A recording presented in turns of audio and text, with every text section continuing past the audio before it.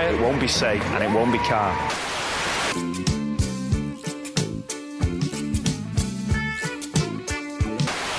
Run up and down lots of corridors! That was the one!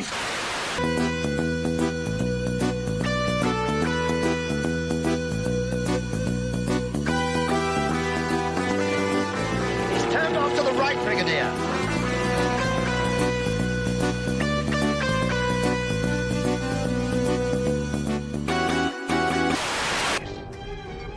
Locking phasers on target. They're locking phasers. Ray shields. Fire! But I tell you what it will be. I'll tell you what it will be. The trip of a lifetime.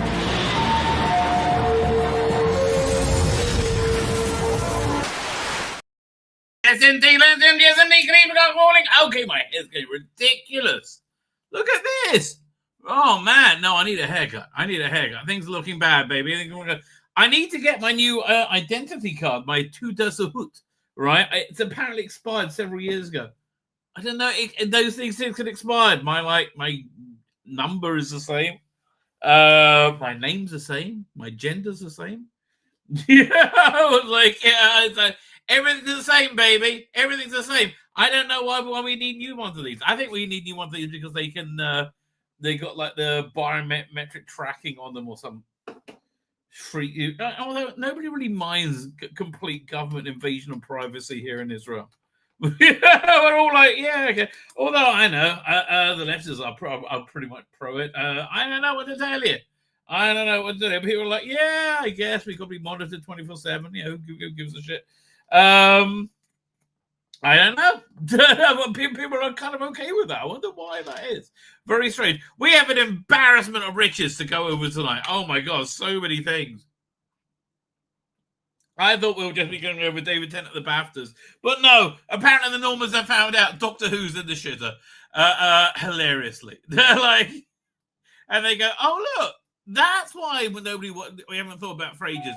Because it's over.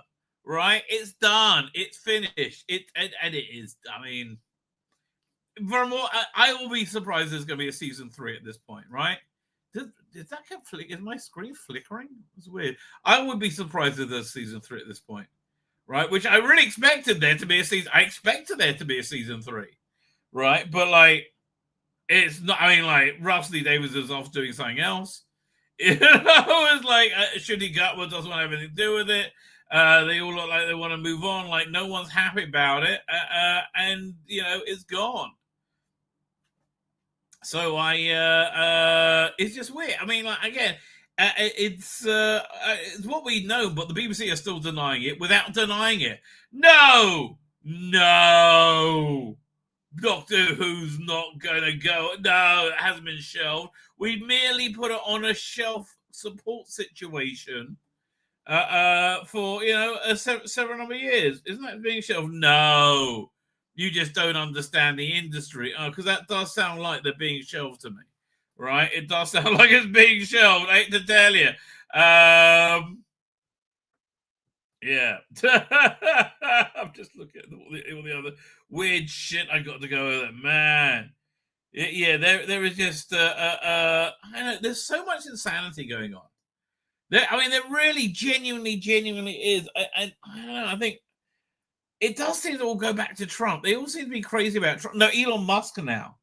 They've transferred their insane hatred of Trump to Elon Musk and he just keeps doing good things. I don't get it.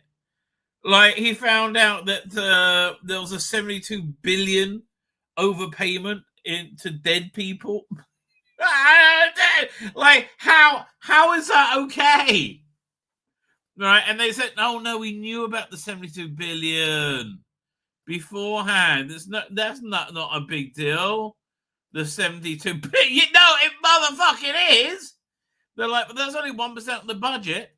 I'm like, that doesn't matter. That's 72 cocksucking motherfucking billion. There's no way of rationalizing that. And they're like, oh, Elon Musk is evil. They're obsessed with Elon Musk now, like more so than Trump. It's weird. It's like their brain can't compute a Trump, and then they just go Elon Musk.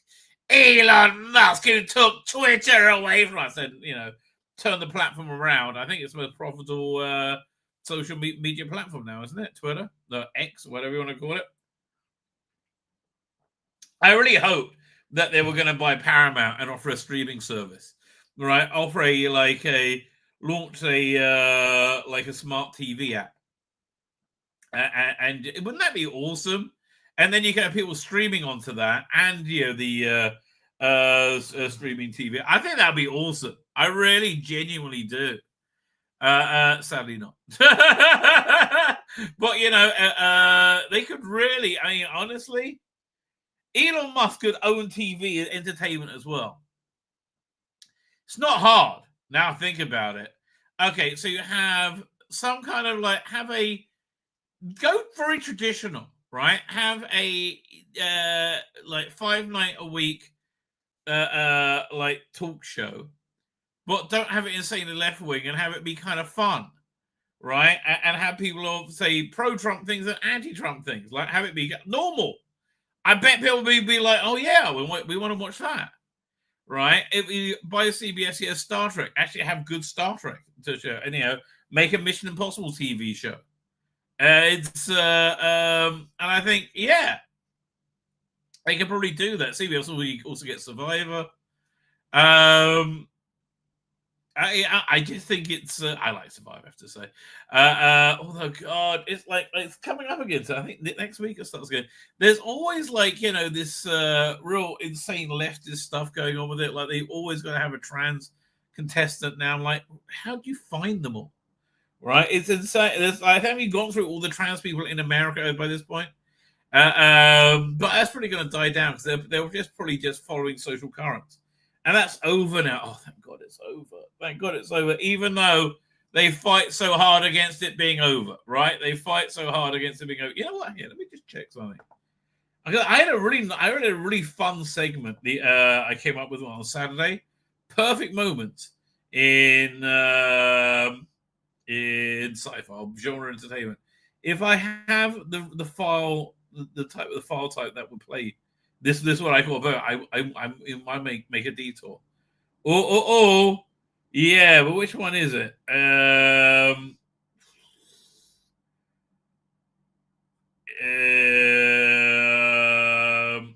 So it must be.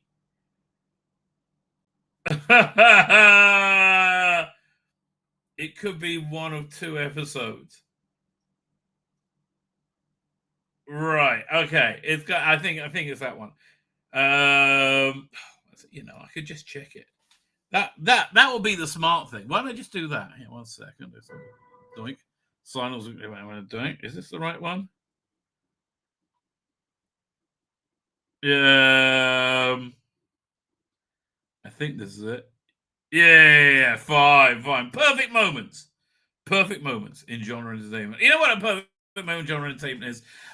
Why is this lagging so quickly? My screen just is totally lagging. What do I have up?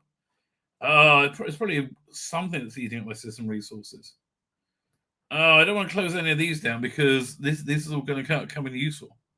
Hang on, if I go over here, maybe that'll do the trick. Okay, so it seems to be running normally now. So it wasn't an internet lagging thing for once. Perfect moments in science fiction. Battlestar Galactica. Now, there are many perfect moments in Battlestar Galactica. I am going to zoom in on one. I like the whole thing, frankly. People hate the ending. I like the ending. I like every moment of it, right? And I think mainly because what's the name of the guy? David? Was it David Icke? Not the same as David Icke, but David. It was Ronald D. Moore, and anyway, they had a really good connection to the fan base of the audience, right? They put out these weekly podcasts with their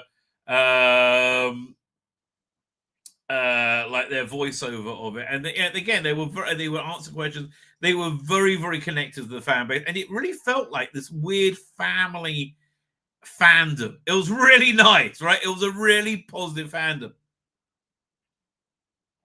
And the interesting thing about it is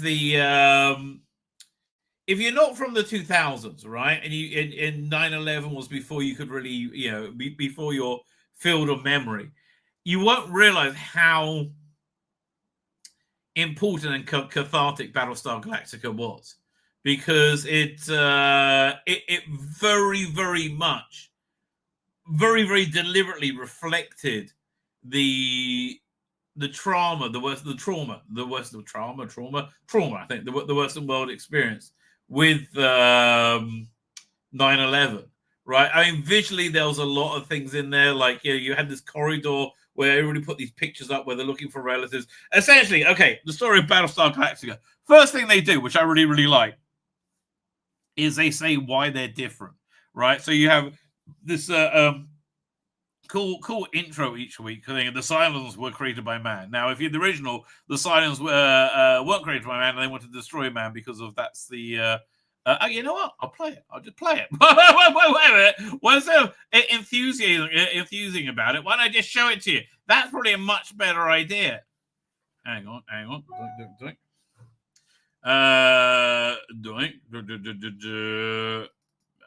Galactica. I'll show you the episode, the episode that I would that I want you to see as well. Doink.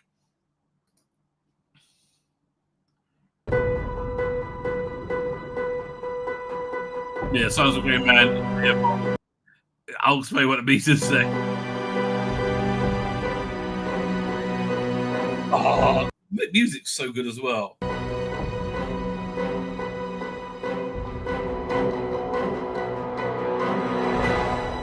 So it turns out they didn't have a plan at all. And then I think they did, like, you have like this episode. Where is it? Or is this go straight to previously? No, there you go for the previously. Anyway, so the basic idea is that humanity creates a sentient robot, right, which becomes self-aware, and they go to war with man. And then there's an armistice reached, and nobody hears of them for like 20 years, right? And then there's in that time they were like these big, metal cans, like they were come on, like Cylons. But then they evolve into like these Cylons indistinguishable from humans. But there are many copies, as you say. So there's like, turns out there are 6 Cylons, right? Were there 6? I think so. There were originally 13, but there were 6 Cylons. But that's really not the point. Well, the point is, in the opening episodes, they essentially have a sneak attack and wipe out the vast majority of humanity. And so the survivors, like, was it 250,000 survivors over a bunch of, like, ragtag ships being protected by a lone Battlestar, like battleship, which is old and out of commission. So that's essentially the setup. Then you got all this, like, over the first season. Firstly, you have great bit of storytelling as a unfold the situation, right? As it like expand like the first episode, they talk about water and the need, like, real basic stuff. There's a great episode where they're everybody sitting down working out exactly what the supplies are, and Bolter, who's fantastic, is one of my favorite characters of all time. In this one, he's just like this really sneaky, super paranoid guy, right? He's fantastic in this role, right? And by this full season, becomes like this quasi messianic figure. Something Callis, not Brian Callis, I can't remember. Something Callis, it is absolutely fantastic. But he's like listing off of what they need. Like 15 tons of vegetables, 200. Like, is that a year? It says no, that's a week. Going over all the shit that they need, right? So over the first, it's frozen again. It's really weird. So going over the first, like, season and a half, right? They're very much alone. They're being chased by the Cylons. They have to, like, keep one step ahead. There's all this, like, quasi-religious stuff going on as they, like, wandering into prophecy. Now, I think one of the main things that really drove this show was what's his name? Oh, no, I'm just gonna pull up an episode guy that way. That way I'll remember his name. Babylon 5, Battlestar Galactica. Commander Adama, as played by Edward J. Olmos, one of the great performances of all time. Right, it just so good with that military performance. Right, really brings it home. And he's such a good actor that he really makes you believe. Like, this is a career military man. And, you get more into his character. You get more into the characters of everyone, right? As the first season and a half goes on. And then towards the middle of the second season, they meet another Battlestar, right? Commander Kane, who played in the... I think Lloyd Bridges played Commander Kane in the original one. And you over the course of the episode, you find out that the shit going down on Battlestar Pegasus, that's the name of the Battlestar, is dark shit. Like they have a Cylon in captivity on Galactica, and they have another Cylon in captivity on Pegasus, and they basically tortured and gang raped her over and over again to get information out of her. And you just see how dark things get really quickly, right? And it's very strongly hinted that they kill a bunch of civilians to get their supplies so they can take the fight to the Cylons. So, okay, it's reasonably complex, right? So you had for the half of the first season, you had this pilot who was stranded on Caprica, their dead homeworld, and trying to get off. And he his pilot there's a two-person crew. The pilot that he flies with had come back to rescue him. What he didn't know, the pilot was actually a Cylon, and there's another one on board Battlestar Galactica, right? Boomer. And it's you get the feeling over the season and a half, the Cylons are trying to work out reproduction, right? And it's not working for them. So they want to know if love is a factor in reproduction. And essentially, Boomer and this guy fall in love when they have sex to see if that will affect the pregnancy. And I believe she does get pregnant. At the same time, by the way, the same Cylon, another copy of that same Cylon is sleeping with the Chief Tyrrell, who's great. Oh, man. It's kind of like the Mr. Scott of the Battlestar Galactica world, right? Freaking awesome, right? So anyway, Admiral Kane, who outranks our hero Adama, wants to send her interrogation people in to interrogate Boomer, our Cylon, who's pregnant, right? And it's not a good deal whatsoever.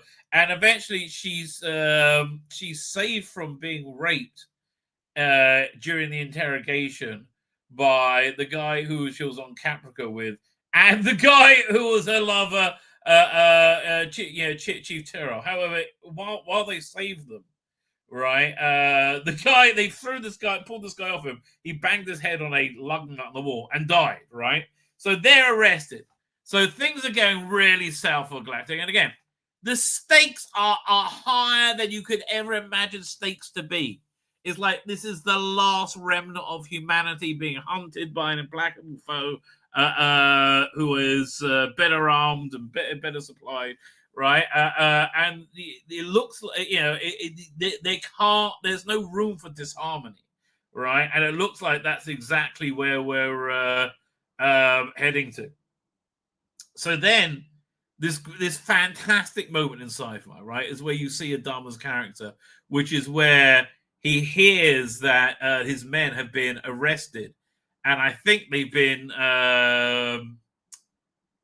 arrested, and I think they've been not just charged but convicted and condemned to death or something like that. And he says, "Enough!" Right? This is it breaks it, and he breaks it on a moral level. So this is wrong, right? And that's the power of this character. And it's one of the things you can only really see through a show like this. So let me look at this. Let me tell you about it. This is what I would like to call a perfect moment in sci-fi. Where is it? The mount. I weighed their statements against those of the guards, and I took into consideration their service records and commendations. Oh, wait, no. Because there's a great bit of music by is it Bear McCreary did the soundtrack for this. But like the bit where he hears it, right, and he oh man, such a great piece of acting.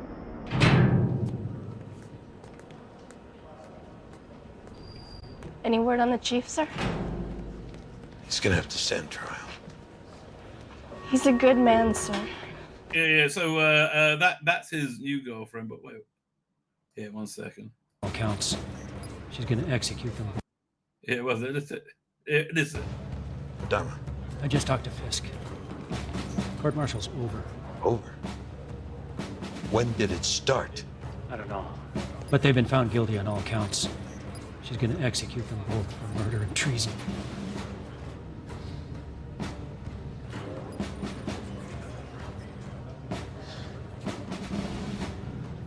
It's such a subtle face movement, but let's see what happens with the music. I want a Marine strike team in a Raptor in 5 minutes. Prepare to launch alert fighters. You have work to do. Sir. Now, this I will remind you, if you didn't know, this was the mid-season finale, which meant I think it was off for about a year. Maybe 6 months, and it was one of the crazy cliffhangers of all time.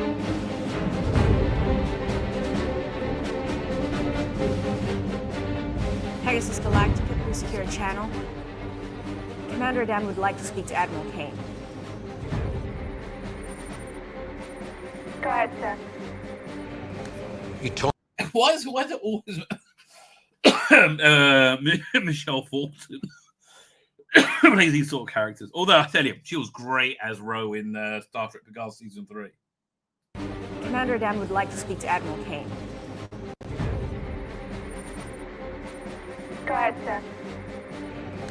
You told me they'd get a fair trial. What kind of a trial could they have possibly had? I assure you, I heard them out. I weighed their statements. I also like the tinniness of the sound. This everything was so tactile in the Battlestar Galactica world. Interesting enough, this set for the Pegasus was the set for the Jupiter 2 from a failed Lost in Space pilot. I wonder if they had to play with Dr. Robertson, not Will Robinson. What's the name of the Dr. Robertson again? I can't remember. It's always interesting casting, whoever they get for that. I really liked William Hurt in the movie they did. Against those of the guards, and I took into consideration their service records and commendations. It was a difficult decision, Commander, but I dare say it was a fair one. They have the right to have their case heard by a jury. I am a flag officer on detached service during a time of war. Regulations give me broad authority in this matter. Launch the fighters. You can quote me whatever regulation you'd like. I'm not going to let you execute my men. I highly suggest you reconsider that statement, Commander. Admiral, Galactic is launching Vipers in a Raptor. Oh, God, it's so good. I forgot how great this was. Commander? Why are you launching Vipers? Please arrange for Chief Tyrrell and Lieutenant Agathon to be handed over to my Marines as soon as they arrive. I don't take orders from you. Call it whatever you like. I'm getting my men. You are making such a mistake. I'm getting my men. Oh, again, it's the intensity, the firmness of it. I'm getting my men. Oh, God, this is so good.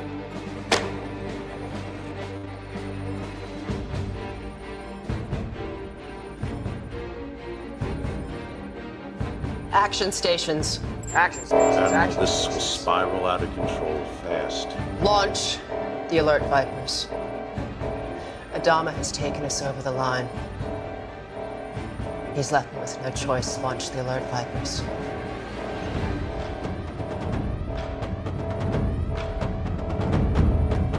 Target the main battery for Galactica.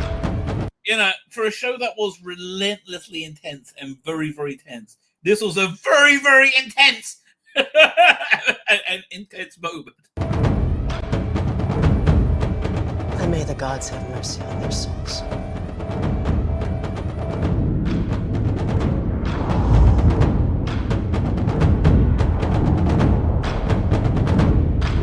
I love the realism that they showed everything in. Look at it. Fantastic.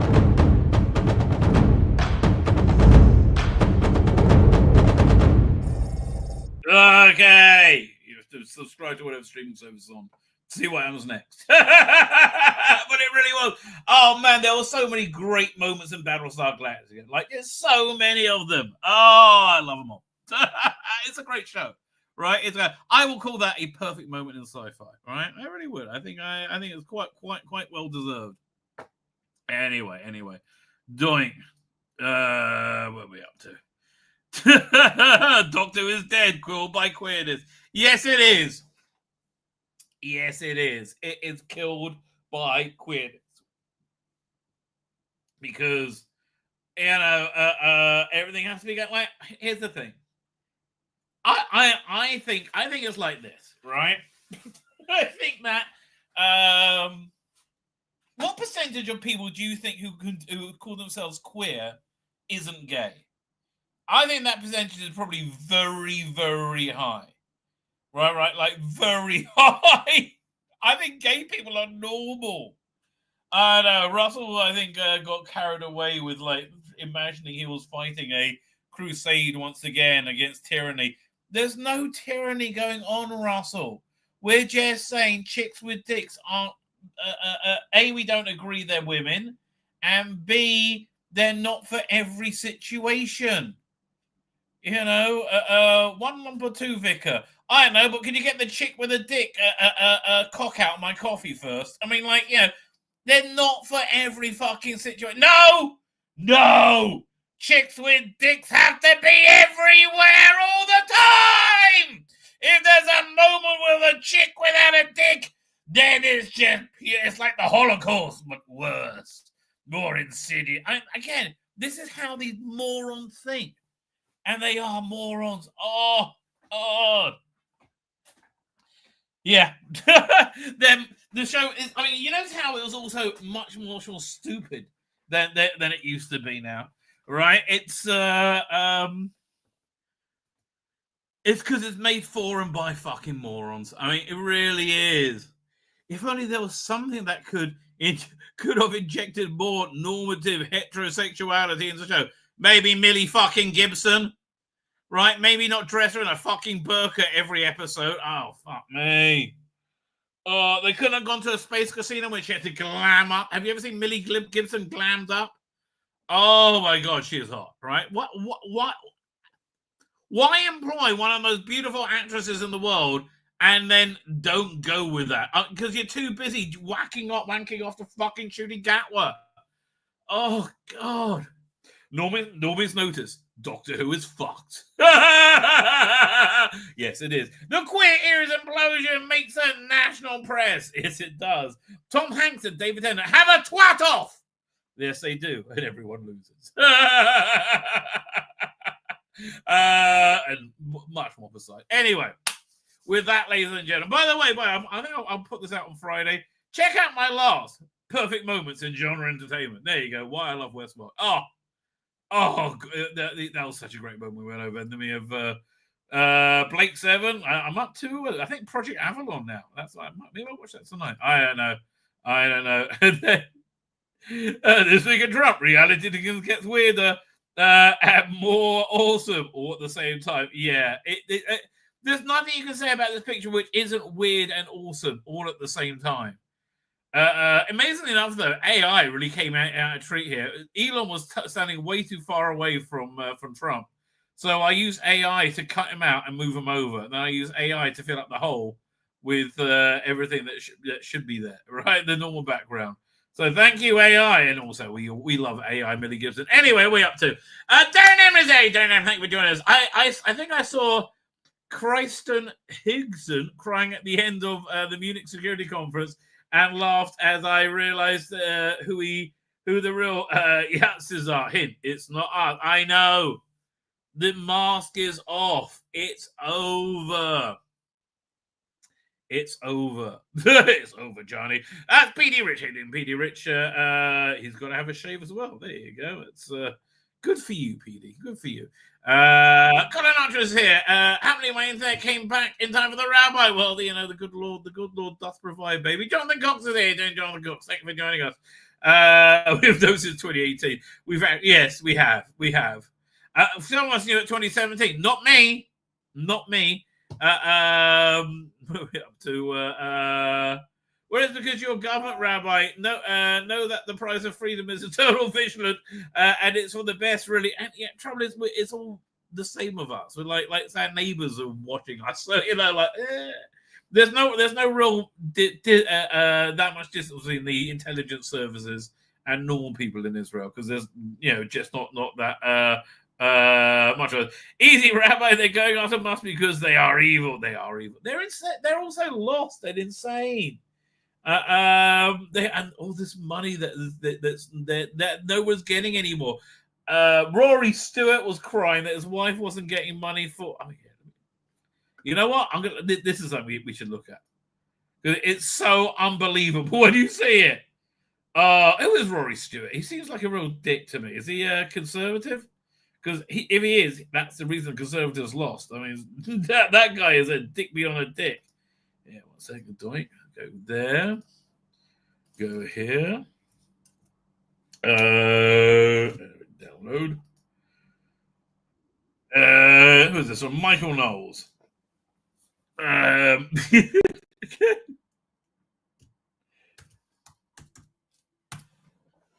is it. Go doink over here.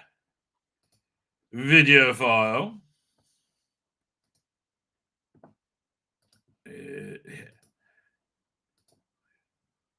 Stewart explaining his connection to USAID. Stopped. Doesn't matter. You have a contract. So, Turquoise Mountain, which my wife Shoshana runs, has a contract. Had another $1 million to go. Money just stops. Oh, I'm so glad. What was the important stuff the money got stopped for? Hold on. Wait, there's a contract between some organization and USAID, and the contract stopped. And hold on, his wife ran that organization, and they were supposed to get another $1 million from the U.S. government, and that just stopped? What organization does his wife run? It's called the Turquoise Mountain Foundation. Okay, so far, maybe, I don't know, maybe they're getting condoms for, impoverished places in Africa. Who knows what the Turquoise Mountain is? Oh man, my water's not there, left in the next room. Okay, one second, I'm going to let this play while I run and get my bottle of water. You can't make this up. The Turquoise Mountain Foundation exists to teach Afghani peasants about degenerate modern art. So this is in some ways often called the first piece of conceptual art. Does anyone know what it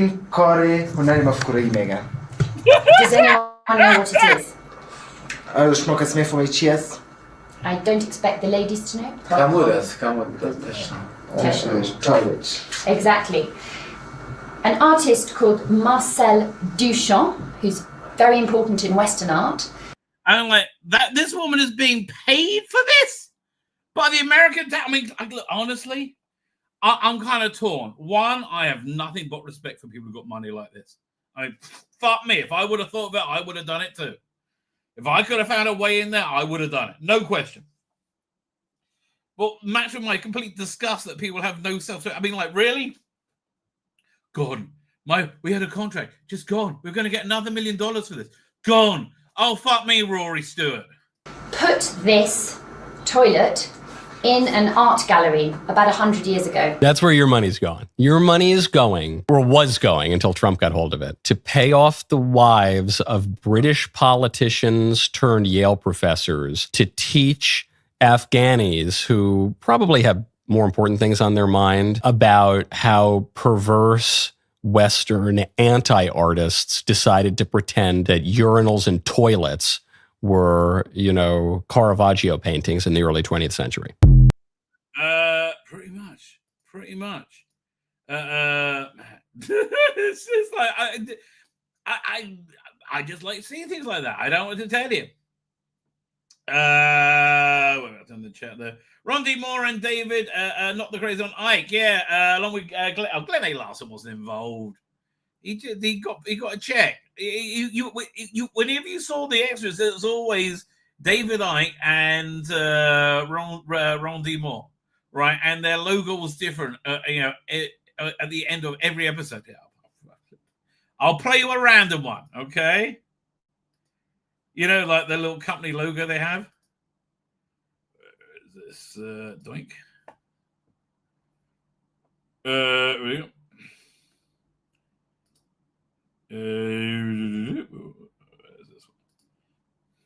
As we're doing Pegasus, we'll grab it from Pegasus. Yes, we know they're created by man.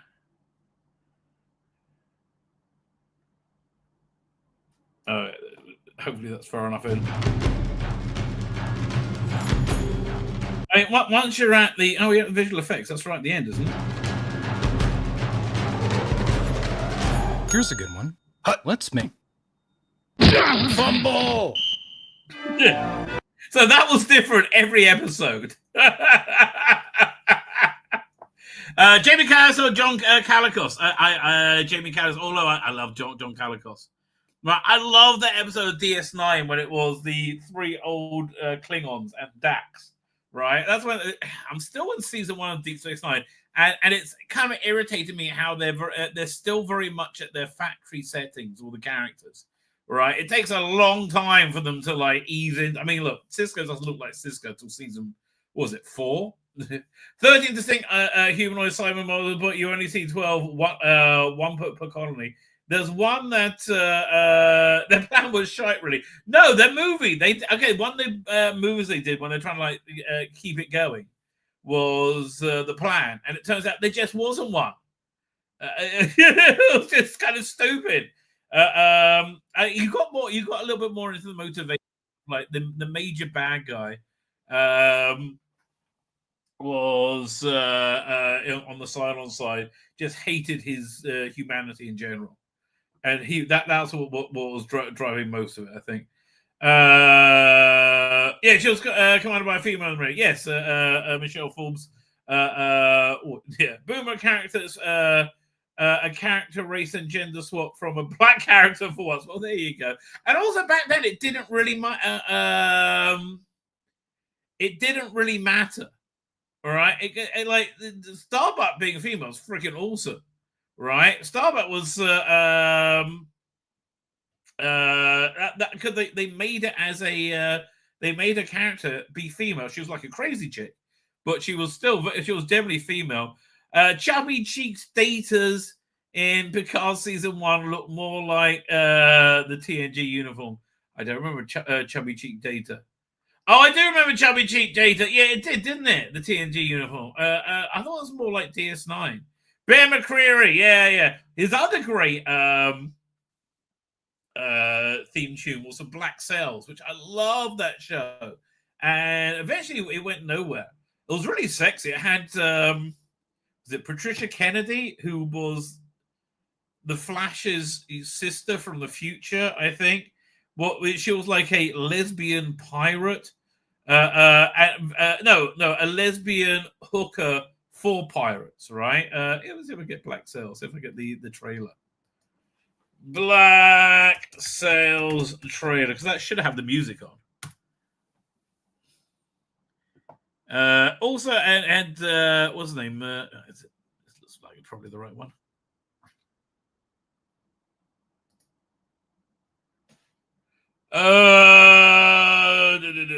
Let's see if this has got the theme tune. Oh, wait, I'll just look at theme tune.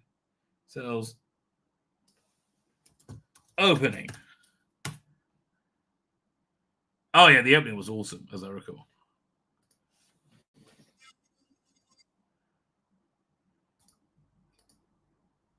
There we go. Fine, I'll show you the trailer first, then I'll show you the opening. The opening was awesome. Doink.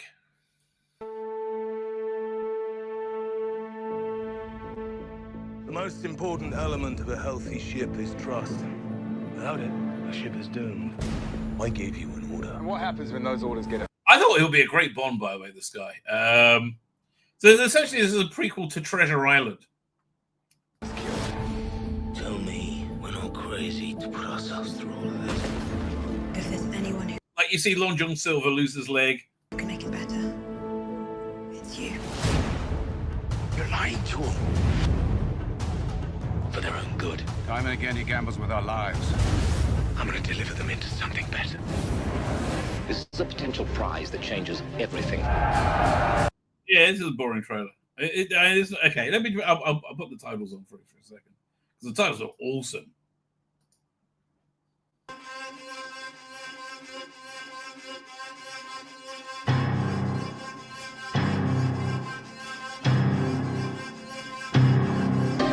Jessica Parker Kennedy, apparently.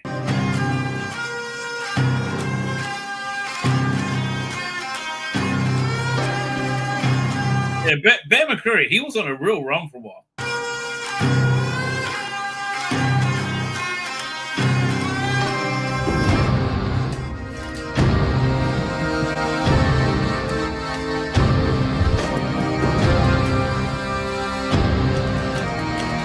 Exactly.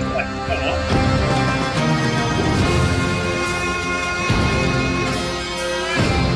Yeah, I really like these types where you have like the pirate, all the devilish forces are in black and everything else is in like ivory.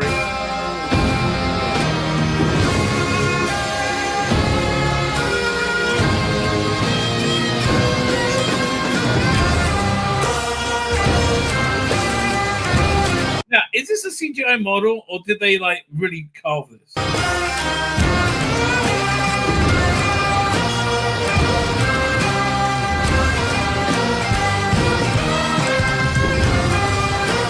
You got a much better idea what that show was like from that opening little bit there. Anything else? Ro went bang bang in the round scope. Yeah, she was great though. That was great. And Dr. Zachary Smith. I liked what's it called again?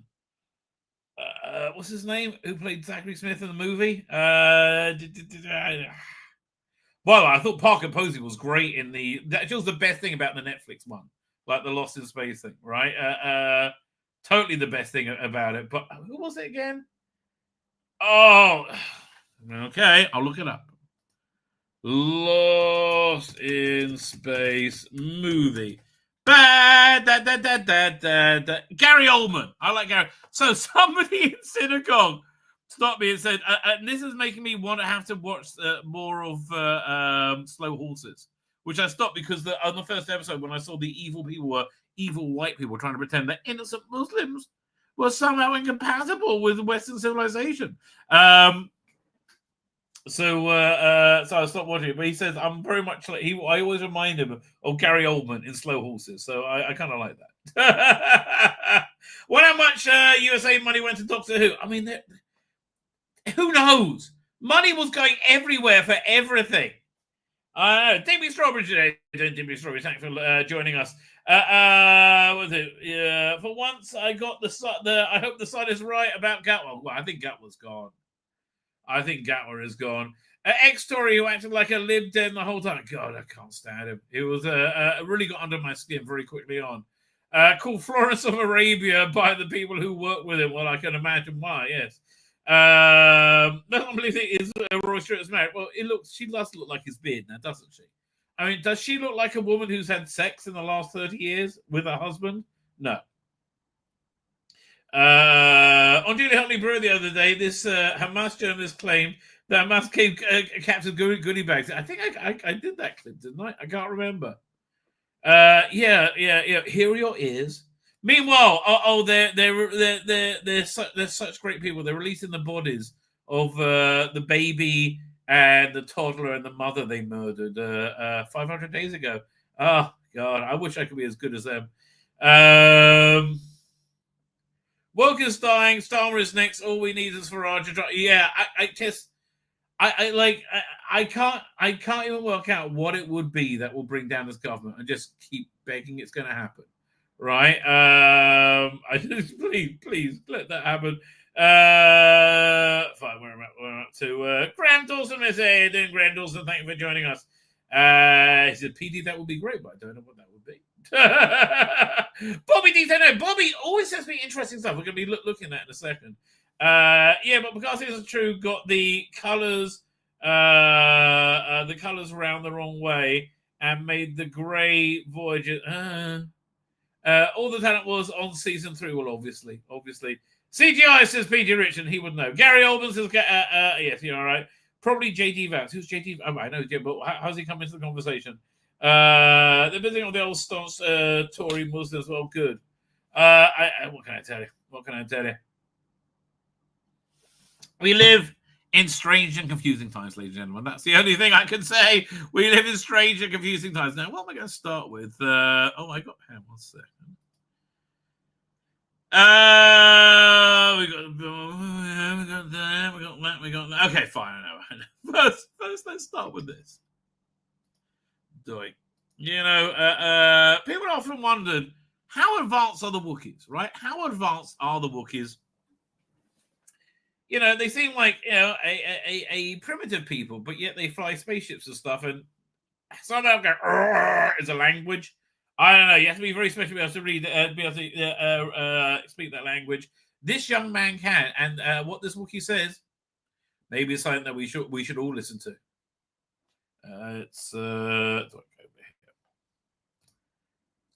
It down here on Earth.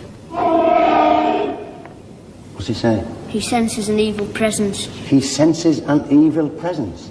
Yes. Who? Blimey, he's not wrong there, is he? Maybe it's like the multiple paedophile rapist that's sitting right there. Who could that be? Who could that be? That could be you, motherfucking cunt. That's who that could be. Like, who could that be? Yeah, dude. Oh man, he's so unbelievably. I just don't get pedos. I don't know. I've never wanted anything so much. I wanted to destroy a child's life about it. Right? That just no. I never wanted to do that. Let's start with this. Okay, this is funny, and I think this ties into the basic theme of everything we're going to be talking about. There's a line. Oh, Matthew Pounder's there. How you doing, Matthew Pounder? No. I hope he didn't say that as while he's raping the children. Now then, guys and girls, or just guys in my case. I don't know. There's a line in Gladiator, right, which I think really is something that a large segment of the world need to take to heart. You should know when you're defeated. You should know when you're beaten, right? And yeah, that's what I saw when I watched we're going to look at the David Tennant hosting the BAFTAs. You should know when you're beaten, right? This is not the BAFTAs of 2015, right? Nobody gives a shit about any of the movies. Most people haven't seen the movies. Most people don't like any of you, right? The reason they don't like you is because you're a moron who knows little about life and lectures everybody else, especially about politics, right? Where again, absolutely nothing, right? They can't stand you. And they can't really deal with that, right? They can't really deal with hearing that reality. So they're in this weird feedback loop where they just keep doing the same shit. I mean, they're doing the same shit right now. I mean, this was Tom Hanks on Saturday Night Live, right? And they said there was a right-wing meltdown about this. No, it's just so tiring. This is a sign of a major left-wing meltdown. But let's have a look. It goes over here. Doink. Hey, now speaking of church, can I say something? If more folks went to church, we wouldn't be in this mess we're in now. You know what? I agree with you, Doug. I'd like to shake your hand, sir. It's the why on earth are you negatively depicting a Trump voter that way? Like a dumb redneck who doesn't know any better. Like you should know when you're beaten. He won the popular vote. He won the Electoral College. He won the House. He won the Senate. He beat all these bullshit legal charges. He has higher approval ratings now than ever before. Like his approval is better than me. Meanwhile, the Democrats' approval is in the bloody toilet. They are in freefall, right? You should know when the world has changed. Like this is not 2017, and you just look ridiculous. So now we're going to see the thing that they all really believe is going on, even though no one's ever seen anything like this happen ever, right? It doesn't happen. We go. No, oh no. Oh no. It's just a handshake. Yeah, it's just a handshake. Yeah, all right. You welcome in Black Jeopardy anytime. Oh well, all right. Well, thank you, my brother. Maybe. It's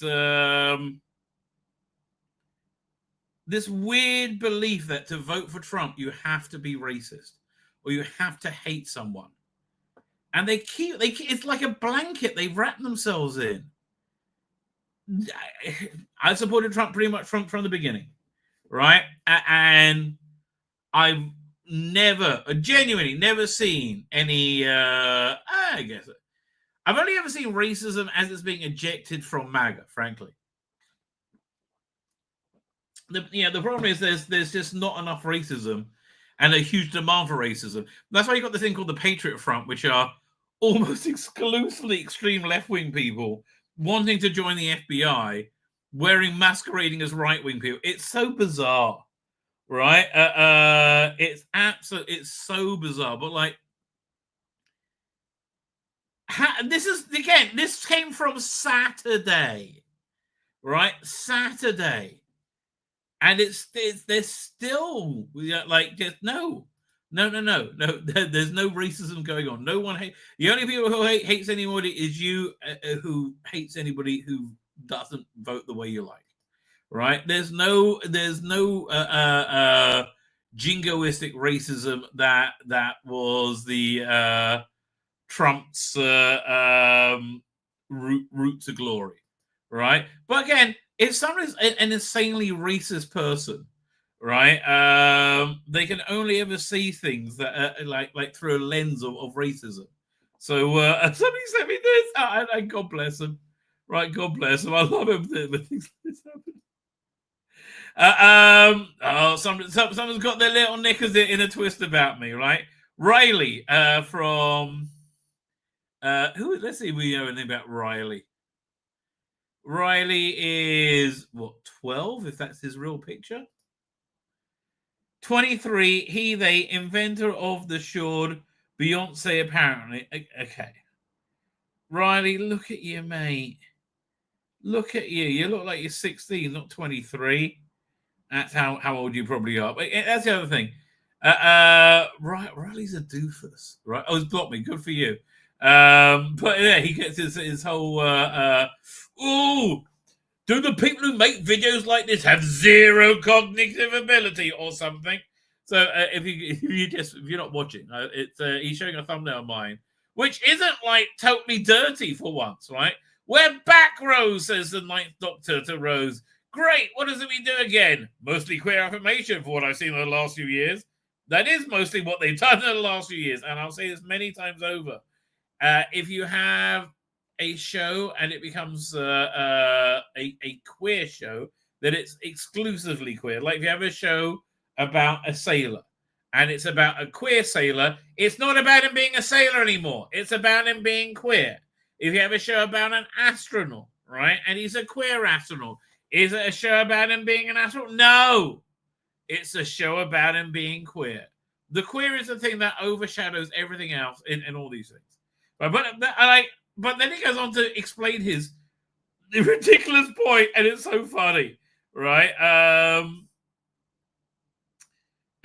So you think the TV show you like should go back to the good old days? What do you mean, like 2010, 2015? That was pretty good for me, mate. Right? 2010 or 2015 was pretty good for me. I think we seem pretty representative. There's no problem with gay people, having gay people in Doctor Who. We had them there. Or black people. Nobody cared, right? Wasn't it great when nobody cared? So, yeah, I think we should go back to 15 years, right? When it was incredibly popular, not on the, on the cusp of being cancelled. Yeah, I do. because it includes gay people now when it always included gay people, when it also included gay people before. Exactly. So maybe it's not the I'll read it out, then I'll respond, right? Before, and was written by the same person. It's now who is a gay man. Like, fuck me.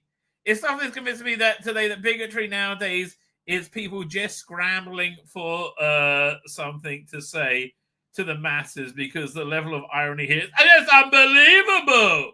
Okay. Fine. So look, I'm going to respond here to who's it? We'll try again.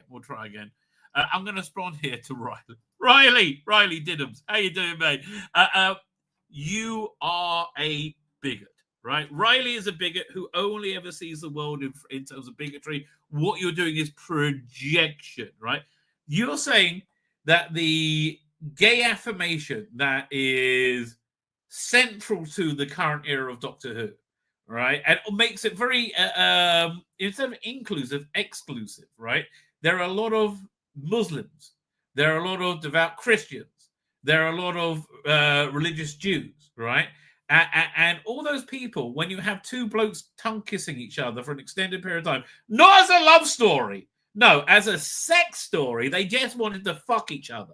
There was no sparks of love going on in Rogue, right? When you have people who are clearly women, but also have penises, right? And you say, that's totally normal, right? That is totally normal. What you're doing is you're making it, you're excluding large amounts of people, large swathes of the population who can no longer enjoy Doctor Who anymore because it seems to be about platforming queer ideology. Now, queer ideology should not in any way, shape, or form be confused with being gay. There's nothing wrong in being gay. We've been fine with people being gay. So you'll say, you want the show to go back to when it was successful and popular? I would say back to 2010, 2005 to 2015, right? With no problem. Nobody had any problem with gay people. You point out, and there was a gay person writing it. Yeah, I know. See, here's the thing.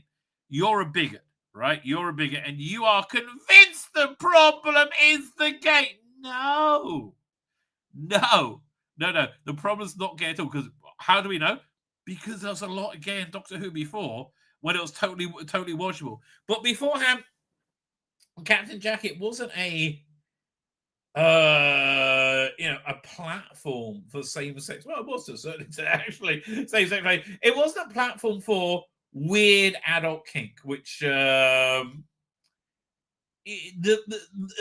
T Davies' love life, as he's described it, right, in Doctor Who magazine, where he would have sex while doing a night shoot for Doctor Who randomly with a stranger. I think that's immoral and abhorrent. And here's the thing: look, you're a young guy, and you're not going to know this. That you think that sex out of, well, I will say wedlock, but sex outside of a committed relationship is going to be a good thing for you. It's not. It's actually going to make you more miserable, right? Amazingly so. It's just not, right? Sex inside a committed relationship is very, very different from that, right? Much better for that. And that's kind of the values I would like to see promoted. And not even promoted. That's the sort of values I don't like to see denigrated. So that's what I think is a problem with queer Doctor Who, right? It's denigrating the sexual normacy, right? And trying to encourage children to try sexualities that they just aren't really there. So I have a real problem with. Do I have any problem with anybody being gay? No. Why? Okay. Why would I be upset if somebody's gay? Why would I be upset if somebody's gay and on TV? Why would I be upset if if there's a gay character on TV? There's no reason whatsoever. I do get upset, for example, on Big Finish, right? Doctor Who Wardrobes, I don't know if you know them. They've had a thing like you. They're completely obsessed, right? And whenever there's a starship captain, they have to be a lesbian. It's the weirdest thing. For years and years and years, there hasn't been a starship captain from Big Finish, Doctor Who, or I think anywhere, who wasn't a stunning and brave lesbian, right? I don't get it either. So yeah, no. It's not the problem of being gay. It's the problem of constantly screaming in our face, it's gay and normal! It's gay and normal! It's gay and normal! Live how you want to live, right? Live how you want to live, and let others live how they want to live. I'm not forcing my beliefs on you. And frankly, if Doctor Who became a Christian show, right, where you had, a very positive, like a priest, Dr. Ed, not Dr. Ed, what's the name? Not vicar. What's the word I'm talking about? Father Ed, right? Father Stu, whoever, right? And he was traveling with the Doctor and always giving Christian messages. And then they have the story that hinges on the Eucharist or something like that. I would oppose that, right? Because it excludes people not of that worldview, right? Just in the same way, queer Doctor Who excludes people not of their worldview. And frankly, that's why the ratings are in the toilet.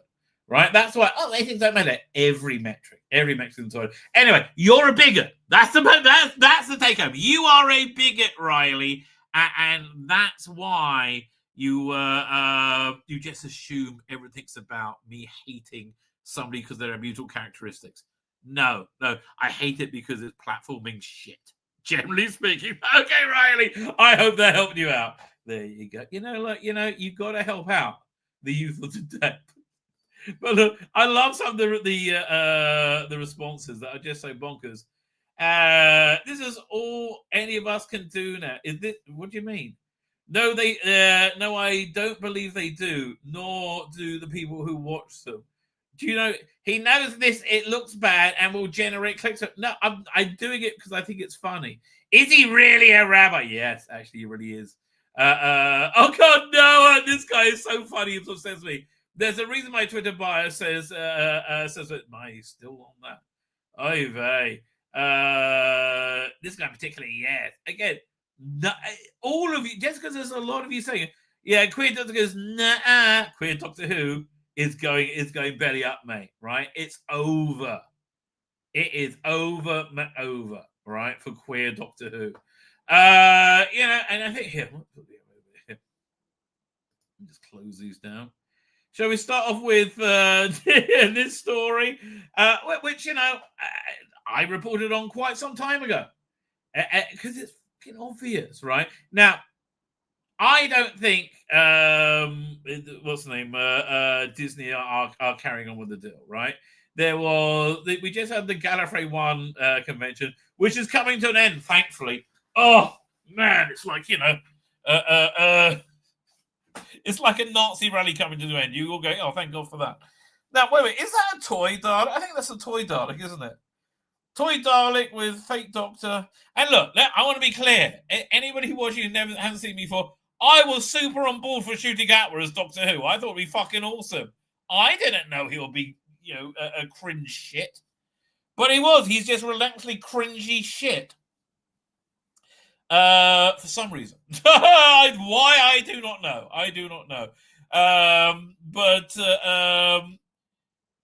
Look, it looks bad for Doctor Who right now. I'll explain why. They filmed everything. They filmed everything that they had to deal with Disney for. What was it? Had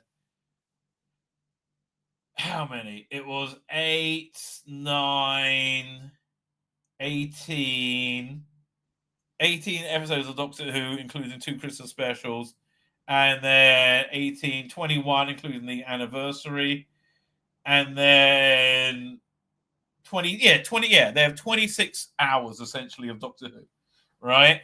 And it's in the can. They're all done. They're all filmed. It's over, right? And they're renting out Badwell Studios. They're not writing new Doctor Who apparently. Rusty Davis has moved on to another project.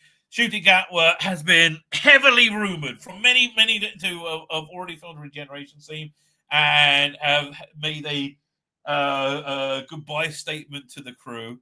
There's no new Doctor cast. Now, listen, there may be a bunch of stuff they're planning to save face, right? I don't know. It doesn't look to me like Rusty Davis. Okay, we'll start more with a more concrete thing. It doesn't look like there's Doctor Who planned right now in production to be aired after 2025. Right? Now, if they start production right now, it's tight, but they may get something on air by 2026, right? A Christmas special. It's not in the running, right? There's no, I mean, unless there's a seat reduction somewhere else going on. But it looks like Disney have bailed. I think BBC would want to go it alone, but I think they can't do it without a streaming partner, right? And I think Rusty Davis, like, he says, look, I just want to do queer Doctor Who. I don't want to do Doctor Who. I want to do queer Doctor Who, right? Okay. So let's see what the Sun has to say. Exterminate. Well, of course, it's Doctor Who article. Doctor Who facing the actors Lisa Shudigawa quits amid woeful ratings and fan fury at woke storylines. Well, that's pretty fair, actually. I think that's does he quit? I mean, apparently he was mad he couldn't do a commercial or something, or he couldn't take a role because he was doing Doctor Who. He doesn't seem very interested in being Doctor Who. He seems, look, when Tom Baker was Doctor Who, you know, he was Doctor Who. He wasn't Tom Baker, right? Now Ncuti Gatwa's Doctor Who. Ncuti Gatwa is Doctor Who is Ncuti Gatwa, right? Instead of Ncuti Gatwa being Doctor Who. Right, look. I've only ever seen him play super camp gay people, right? And he's still only playing super camp gay people, right? It's a terrible idea. It genuinely is. It's an absolutely terrible idea. So I know both Rabbi and Dan were both on board with you. Yeah, unlike a large part of that. Yeah, we have. Oh, I took so much shit for it. I said, oh, it's going to be great. Oh, fuck me, was I wrong? Look, here's the thing. Never get uptight about being wrong, all right? It just makes a schmuck out of you, right? Because everybody's wrong sometimes. It's fine. Everyone's wrong a lot of the times. I don't know. But, like, this sort of thing, yeah, is a bad idea.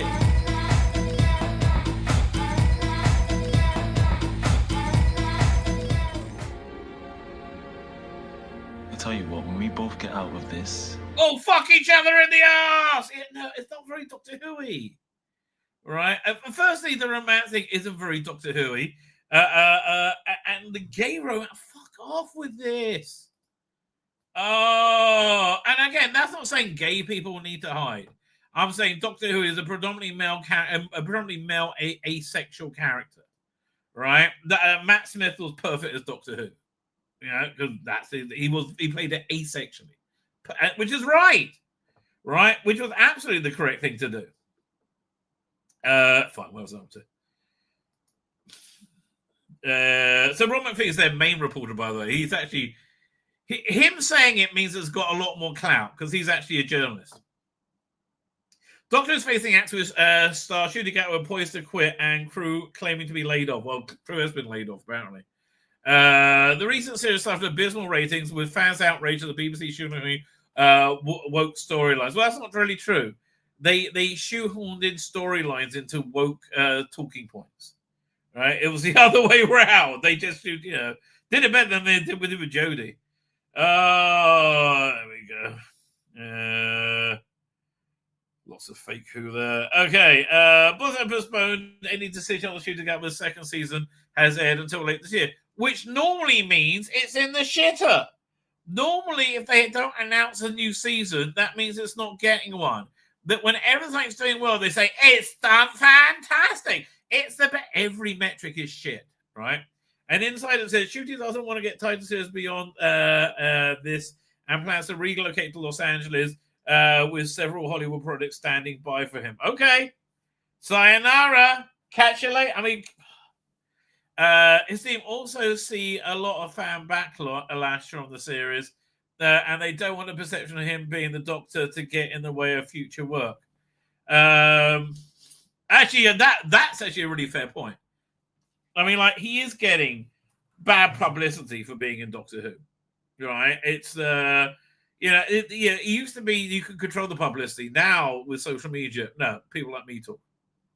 And he is getting bad, but it is hurting his career. But in all fairness, he's not a very good actor. So, that's really what people are focusing on, right? The show's been poorly managed in recent years. There's been a lot of people who've been working on this show for years and now being cast aside due to poor leadership. Well, I can probably believe that as well. People warned some members were getting caught up on agenda rather than telling a story, and those people got shouted down, ignored. I bet they got shouted down by Russell.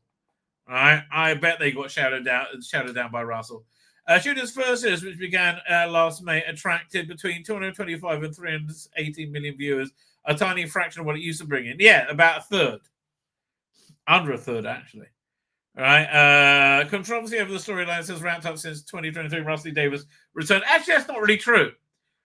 I saw him as the great hope, right, to save Doctor Who. I thought, oh yes, at last the nightmare's nearly over. Right, and I thought it was all going to be great, and fuck me, was I wrong? And it was not a fun discovery to be wrong on that one. But man, just the wokeness. I think it's more coming from the BBC because it's just everywhere. Like Big Finish and woke like crap everywhere.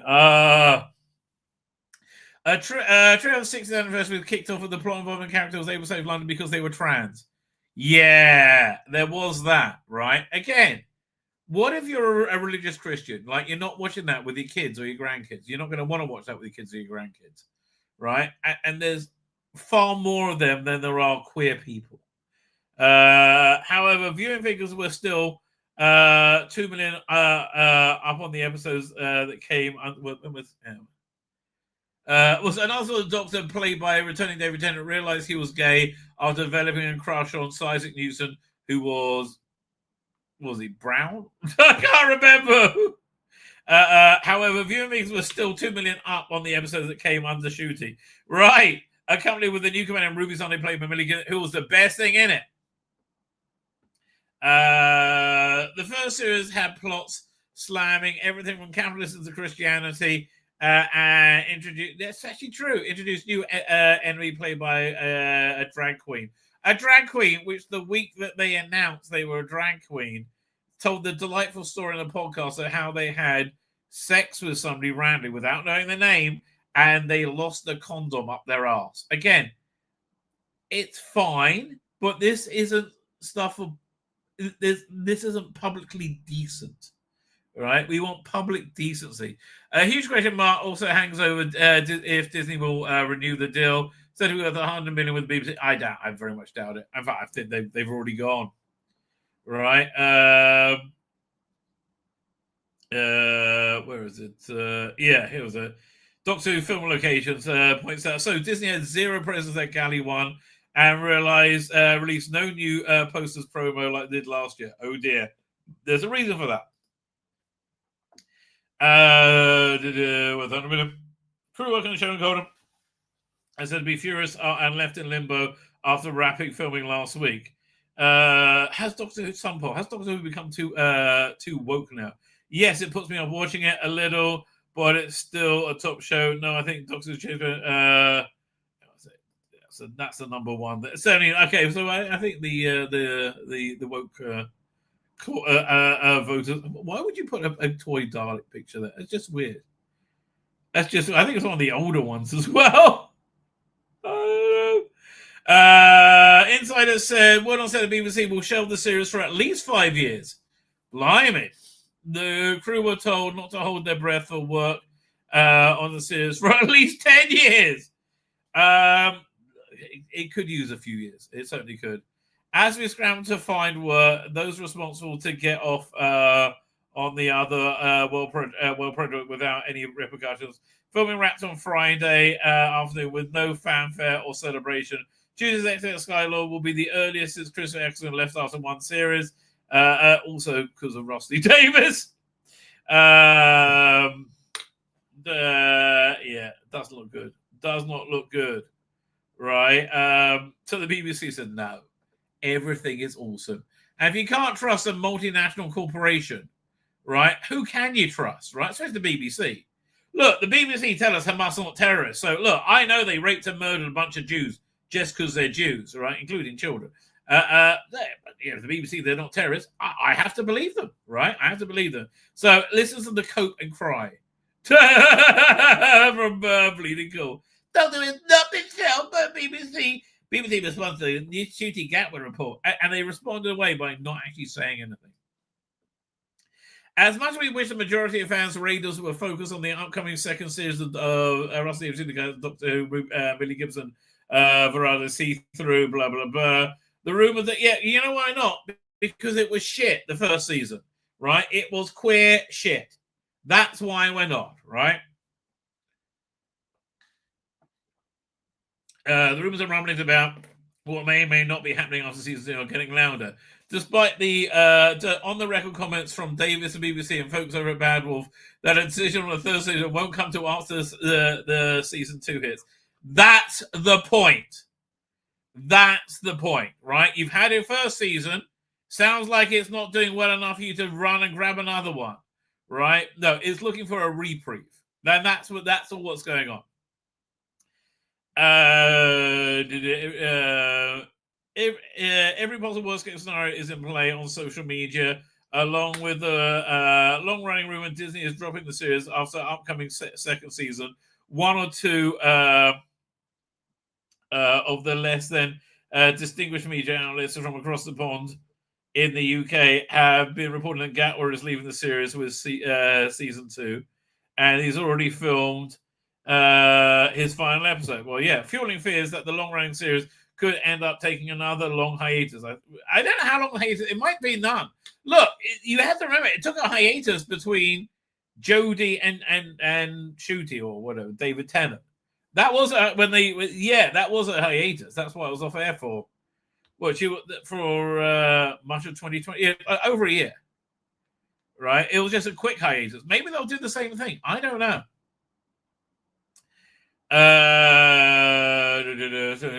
Releasing a statement to the Mirror. Interesting, the Mirror. The BBC spokesman looked to shut down reports and says, the story is incorrect. Doctor Who has not been shelved. No, we merely put it on a shelving situation scenario. That's what, does that mean? How's that different from being shelved? Well, the name. As we have previously stated, the decision on season 3 will not be made until season 2 airs. Yes, we know. That's why people don't think it's going very well. The deal with Disney was for 26th episode, and exactly half of those still have to transmit. Yes, we know. You've already filmed them. That's why you're not making any new Doctor Who right now, right? Because they're already in the can, right? They're good to go. Apparently, they're in April, isn't it? They're coming out April, May, or March, April, May. Somewhere in those. I think end of March at the earliest, April or beginning of May, sometime then. Yeah, this is a non-statement. The deal with Disney Plus for 26 and 5. So, yes, we believe they're going to air the episodes that they paid for, right? I don't think they're getting any more than that. As for the rest, we never comment on future Doctor Who story, on the Doctor and future story. We're not asking for a storyline. We're asking you, are you going to be making it, right? I don't think you're going to be making it.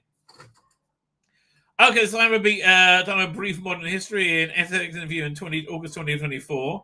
Davis had this to show at the series. It's an interview. Yeah, okay. It's also the opposite of what he said about a year or two earlier, right? When he said, yeah, no, it's only 8 episodes a year so we can have longevity, so we can keep making it without any break. Well, there's a break right now. So, and this the industry decision thing. It's an interesting thing. This was the spin they were putting out all that time ago, right? It's like any business. Things like this take time. Not if they're good. I think the decision will come after the transmission of season 2, which means there's going to be who knows, like what kind of. Again, I believe the BBC want to make a season 3, or maybe they don't. I have no idea. That's what we were expecting, and that's what we've been. That's what we're expecting. That's what we've always been working towards. No, you expected it renewed before. Was it the 3rd or 4th episode aired? Right? You expected everybody to love it insanely and go, "Oh man, Davros is so much better now. He has legs." Oh, yeah, this queer Doctor. And don't get me wrong, I like the first episode. I like the Church on Ruby Road, right? I wish it maintained that quality. But, man, it went on a nosedive quickly. And It actually has some really interesting ideas in it. Sadly, it all fell apart. Davis Guns was the response to rumblings on social media the week prior. Speculated that somehow Disney wasn't happy with this. Somehow. Oh, I don't know. How could it be? Well, it hasn't. Here, 1 second. Yeah, let me share this. Share screen. This is from what's on Disney Plus. However, internationally, Disney never officially revealed any viewership data for Doctor Who, which usually is an indication that it wasn't good. Since whenever a new release does well, Disney will usually release a press statement hype up its success. Yes, we noticed that hasn't happened, mate. Right? We noticed that hasn't happened. Doctor Who also never made it out of the made it onto the independent Nielsen streaming charts, highlighting once again that there wasn't much interest in the show. Not this era. The crushing shame is they could have been. They could have had everything, right? They really could have had everything. But no, it's got to be queer. It's got to be queer. That's the more important than anything else. That it's queer. Doctor Who has to be super duper relentlessly queer. Okay, and that's why it's tanking. Somehow Disney wasn't happy with the they haven't. The ratings haven't been good there. With us so far, great. Ken, are you with us? I like how he's trying to make this sound stupid. Boris of October, the Graham Norton show, when the reports on the taping of Gatwick season will be and they cut this out of there. Right? They had we're starting to film in March? I can't remember when he said it, right?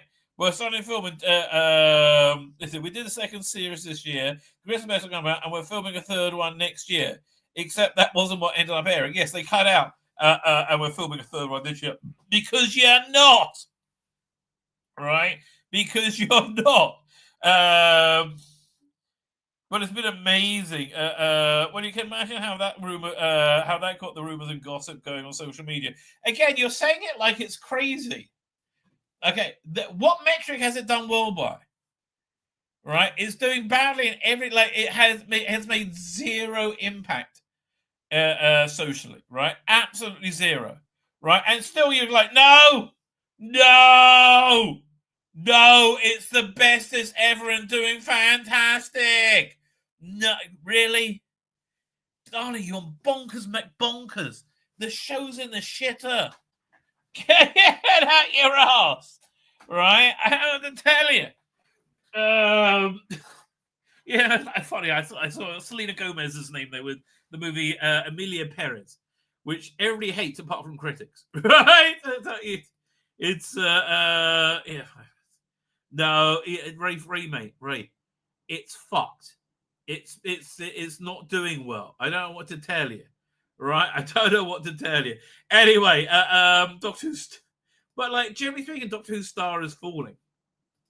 We had David Tennant host the Bastards. Right, where is this? Let me go over here. Now, look, for me, I think it actually started off quite well. Doing. Walk 500 miles an hour. Well, I thought this was kind of a cute intro. Right, people are ragging on this. It's an easy song to sing. It gets everybody humming, right? And look, there's a lot I could drag on about David Tennant. I don't need to drag on everything, right? I mean, for example, this is a picture turning up at the BAFTAs. I have to tell you, Mrs. Tennant doesn't look very happy, right? Doesn't look like me. Mr. Tennant doesn't look that fucking happy. They look like they're in the middle of a row, but like. Wow. Yeah, you used to be hot, darling. And you used to not be some perfume ponce weirdo. Like, what the fuck? But like the lovey actress, it's over. Nobody likes you anymore, right? Because of things like this. Because like, again, best character in Voyager by far, the Doctor, right? I loved Robert Picardo. I think it was great in Hell's Season. I liked him in everything I've seen him. Stop. Don't get involved in politics. It's too much for your little brain. Starting here, Robert Carter said, let's cancel President's Day since Trump has cancelled our justice system. No, he's restoring your justice system. Oh, but I love it. They say when something's going on that they like, that's obviously very corrupt with their justice, it is just. And when something's going on that they don't like, that's obviously very just, they say it's corrupt. It's I mean, that's why. Oh, fuck me. Yeah, it's I tell you, that man is very whipped. Let me tell you, God only knows what's going on. Something strange. I don't know. But anyway, I thought the intro was actually quite good. Walk 500 more just to be that man who walks 1,000 miles to. I mean, he is charming and he is witty. I can't really take that away from him, even though I find a lot of his views repugnant, right? To host one BAFTAs more.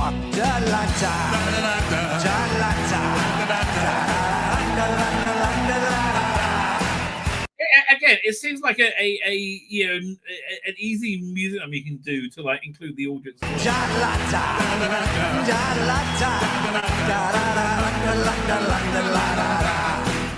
When I'm working, well, I know I'm gonna be the man who's working hard for you, Selena. Oh, that's Selena Gomez. Okay, I had no idea who that was. And when the money... Yeah, Ari loves that movie, Amelia Perez. I haven't seen it. I doubt I ever will. Me comes in for the work I do, I'll pass... That's Cecilia Enemy. Almost every... Oh, Hugh Grant. Okay, people actually like... penny onto Hugh. And when I come home... well, I know I'm gonna be the man who comes back home to you, BAFTA. And if I grow... okay, but now it gets a bit cringe, right? That's a little bit much. well, I know I'm gonna be the man who's grown old with you, lucky Georgia. Cause I would want... Now, wait. Is that a gag or is she fucked off? I think this was a gag. I think it was a gag that fell flat. Lucky Georgia. Cause I would walk 500 miles and I would walk 500 more just to be the man who walks 5,000. Okay, people are ranking this. I think it was fine, right? I do. It just goes on for a bit long. Anyway, so he does his opening monologue and he can't control himself. He can't, like, Trump. People should know when they're beaten. Right? People should know when they're beaten. You're beaten. It's over. It's for the sublime, the brutalist. Yeah, I've never heard of any of these fucking movies. I used to go to cinema all the time. I never heard of these fucking movies.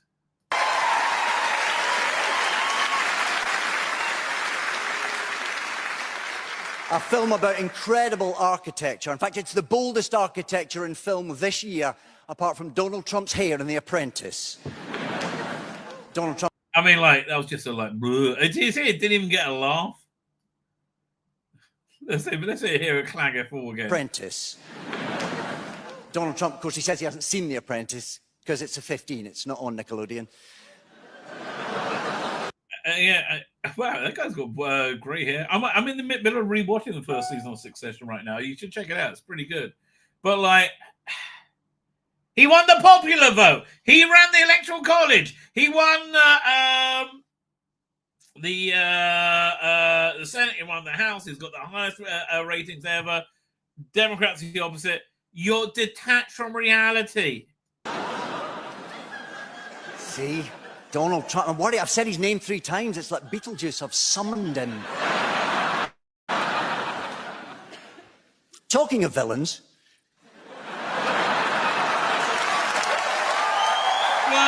Okay. And Mark Hamill claps. Oy vey. Mark. Yeah, I see why this way where he goes plays like this stuff. It's so sad. I mean, honestly, that's really what it's sad. That's how I would describe it. It's sad and somewhat pitiful. Pitiful and pitiable. Where's the here? Let me look at some of the news responses. Is this the one? Is it worth looking at this one? Because I remember he says that like right wingers had a meltdown. Maybe BAFTAs. Let me look at that. Or David Tennant. I don't know. Oh, mummy. So it's totally frozen over there. Of course, it's Bleeding Cool. Bleeding Cool is like one of the worst freaking sites in humanity. Takes a dig at Trump. I can't find it. So they said there's some kind of right-wing meltdown, but it seems like he's having a left-wing meltdown to me. Anything here? Let me see.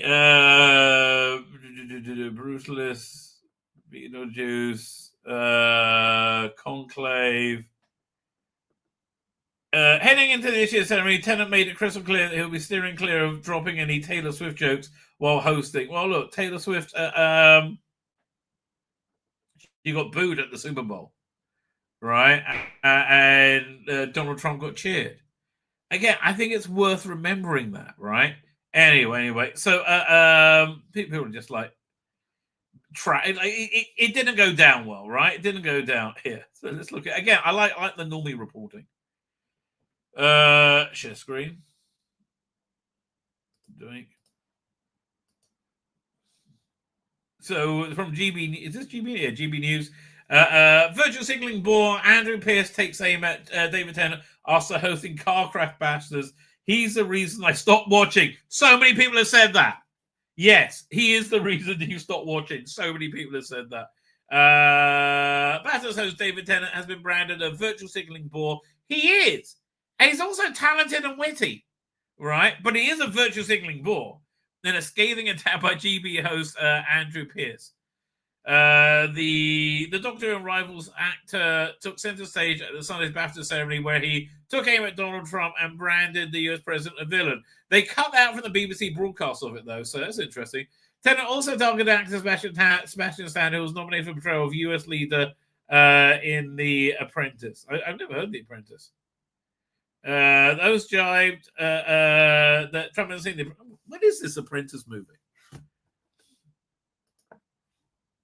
The Apprentice movie. Is that movie about The Apprentice? Or was it on Apple Plus?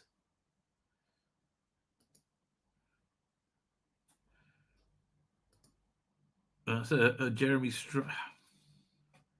How do I get away from no. How do I get away from that? I want to just look at the. Is there? Oh, here's the X. Found it. What is this? Is an independent drama examines Trump's career as a real estate businessman in New York in the 1970s and 80s, including a relationship with Roy Cohn, directed by Abby Abbasi. And I don't know. Is it like wildly anti-Trump? It's very hard to say. So, I wonder who's playing who. I like Sebastian Stan a lot. I mean, like he is a good actor. Sebastian Stan is Donald Trump. Trump moves about become president. Talks about genetic superiority of winners. Expiates his greatness while looking at the New York skyline. Honestly, and I understand lots of people have a different opinion. He seems like a really genuinely good person to me. I just like when I see him, he just seems like a nice guy. This insanity, which again been replaced by Elon derangement syndrome. Fine, it's not on Nickelodeon.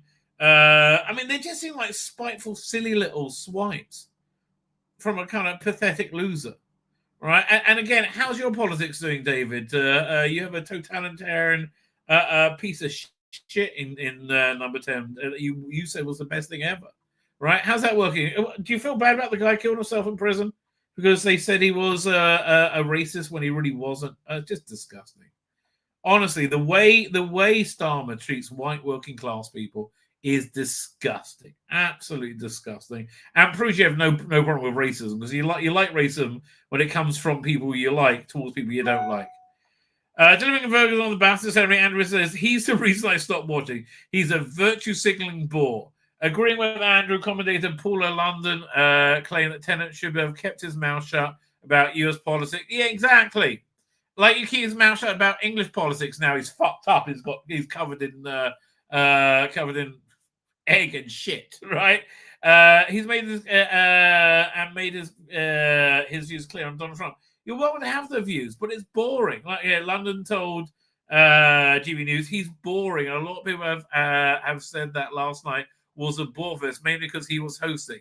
And I think it was very bad taste to speak about Donald Trump, calling him a villain.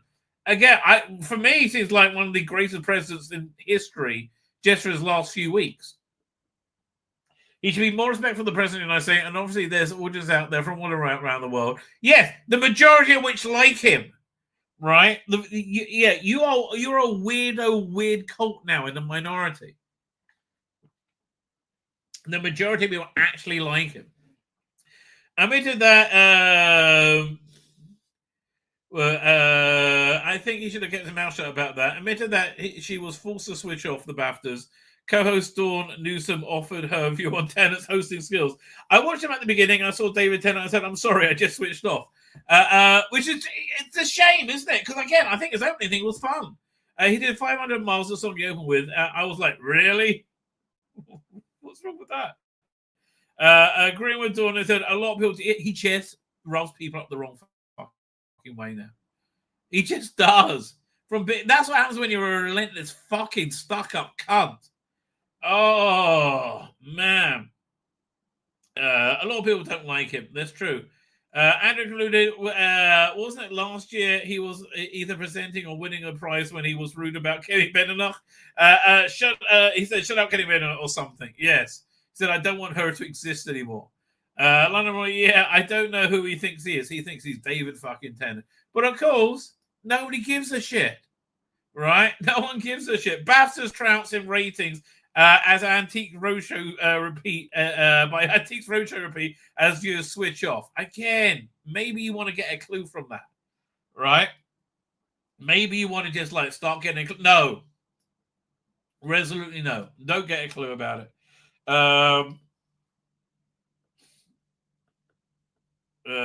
Doing the numbers. Well, BAFTAs may be one of the biggest events in the UK showbiz calendar. Last night's salary didn't prove a hit with viewers at home. Some of the industry's top names were at the London Royal Festival Hall on Sunday as it filmed television. Television was back out for the coveted gongs. Not anymore. The likes of Kylie Jenner were even in attendance as David Tennant hosted. Okay. Huge names such as Selena Gomez. So it's like, oh my God, she had some. Okay. She had one of the weirdest acceptance speeches. It was so weird, I actually downloaded it, I think. Where was it? Yeah, this is fucked up. The BAFTA goes to Zoe Saldana. Like, what's with that guy's face? What's going on with that? I don't know. Okay, I was told not to cry by my children, so I'm going to try. This has to be fake, or she's just taken drugs. So validating and a true honor, because the very few times that I went for a part with a British accent, the dialect coach was like, "This is not going to happen for you." And even though I do love a British accent, I have a lot of British friends. I always. Is this acting? Because it's not very good acting. I find myself just repeating their phrases like "gather" and "of course" and I know that I'm a pain in the arse, but luckily I'm still. She's practiced this speech for weeks on end. Friends with most of them, right, Kate? BAFTA, thank you. This was a creative challenge of a lifetime. How do you? Get a grip, darling. It's a fucking BAFTA. What the hell? It's not the cure for fucking cancer. It's BAFTA. It's a lovey award given by a bunch of lovies to lovies. How do you begin to even approach a film that just defies categorization? And you start by taking the lead with Jacques Audiard. So thank you so very much. What movie was this?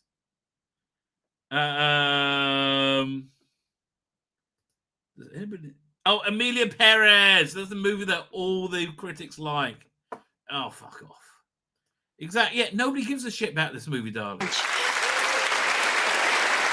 I want to thank my wonderful cast, Carla, Selena, Edgar, Adriana, and the crew who just I mean, I love her. She goes all Latino. poured their hearts into this film. In particular, Virginie, Damian, Camille, Clement, Juliette, It's going to be forgotten forever in a month. Like nobody cares, darling. Pierre-Marie, Carolina, Gabriela, Lulu, thank you so much. And Lulu, thank you. Like, what the fuck's wrong with this woman? I want to give a special shout out to my makeup artist and my closest. You're crying about your makeup artist. Confidant, Vera Steinberg, you are of the highest class of insanity, integrity, and unconditional love This is totally fake, and she rehearsed it over and over again. for your craft, and I just love you, Boluda. I love you. Oh my God, I'm getting a countdown. Fuck. Okay. And she planned all of every bit. Yeah, none of this is real because she's not a good enough actress. I need to thank Netflix, Why Not Productions. Thank you so much. Thank you. And I want to thank YSL. I want to. Goodbye. I can't. Stop. From the ratings. Despite the glitz and glamour, the Antiques Roadshow trumped the ratings. Turns out that the repeat of the Antiques Roadshow an hour before the BAFTA Awards aired on BBC One. Its figures on BBC 3.2. Bloody hell. So what was the BAFTA said? Like what? For the Antiques Roadshow. Well, the BAFTAs were a live showing where the Antiques Roadshow was offering the first day in 2017, back when things were better. The show, along with Fiona Bruce, arrived on the set of his. Okay, but how much did the BAFTAs get? Sorry, David, you can't get me watching this shit, says somebody on X. How boring is the BAFTAs? Very boring. Did they give you a number? I don't know. I honestly, I'm too bored to even read through this. All right. In figures shared with the Mirror, the TV affirmed that's been revealed that 3.2 million viewers tuned in for the Antiques repeat, while just over 3 million settled down from the BAFTA. Okay, so yeah, you got 100,000 more. Man, it's sad. It's over. People should know when they're beaten, right? People should know when they're beaten. They just should do. It's ridiculous. Oh, look, we got a related story here. BBC faces backlash from who? With the Trump dark. So who's upset with the BBC? Man, they're damned they do, damned if they don't. Bloody hell. Further up the BBC opted to cut David Tennant's Donald Trump quip. I'm amazed the BBC actually showed good judgment. I mean, when's the last time that happened? I can't remember. Returning for a second stint, blah, blah, blah, glitzy event, blah, blah, blah. Is it just a bunch of Twitter people? Come on, BBC, they were just scripted jokes. WTF. Yeah, okay, a bunch of people on Twitter said, meh. Oh, I don't know. Anyway, one more piece of good news. The Nuremberg Rally of Fandom, Gallifrey 1 is ending. It's got 3 more years to go. Thank God. Oh, God. I have to tell you, Gallifrey 1, every time I see, like, at least it's not as important as it used to be, right? But it used to be like this, essentially. But, like, everybody has their bios in their pronouns in their bios, like everybody. And that's the and they're very mad that they don't own the world anymore. So I don't know why there's only 3 left, right? I don't know. There's some new Shooty books out this month. I think does Emily Cook write one? I think she does. Man, they make Veracity look as shitty as humanly possible whenever they can, and I'm sick of Shooty wearing dress-like objects. I'm sorry. For fuck's sake, mate. stop being a fucking weirdo. Right? Stop being a fucking weirdo. And that's be my advice to Shooty Gatwa. Just stop being a fucking weirdo. Give it a rest. Speaking of fucking weirdos, who's a weirdo? Cynthia Ivero, right? Who is fucking strange. Much more normal when she's playing a green-skinned witch. Or this idea that she's set to play Jesus Christ this summer in a production of Andrew Lloyd Webber and Tim Rice's Jesus Christ Superstar at the Hollywood Bowl. That sounds fucking awful. That sounds blasphemous. That sounds like if it's not going to be hit by lightning beforehand, it'll be hit by lightning shortly thereafter. It sounds absolutely dreadful. Right? Absolutely dreadful. Fine, I was going to go over the other things, see what's going around, but I'm just knackered. Frankly, right? I'm just cream crackered. I am back Thursday night. I'm back tomorrow with a news. Oh, Eastland book holders here. Doing Eastland and Gallifrey 0. Gallifrey -1. Is this a good news story? Yes, it is. Sean Cry, is this the show Ricky used to host? Who's Ricky? It was worth watching then. Who's Ricky? Oh, Ricky Gervais, yes. Oh, God, that was one of the greatest emceeing of all time. Duncan Evans is here doing Duncan Evans. This is Raymond Williams. Matthew Power, I said hello to you. I think I said hello to everybody. Fine, with that, ladies and gentlemen, I'm going to head off into the sunset. I'm going to hit the air broadcast button. I'm going to hit it again and say good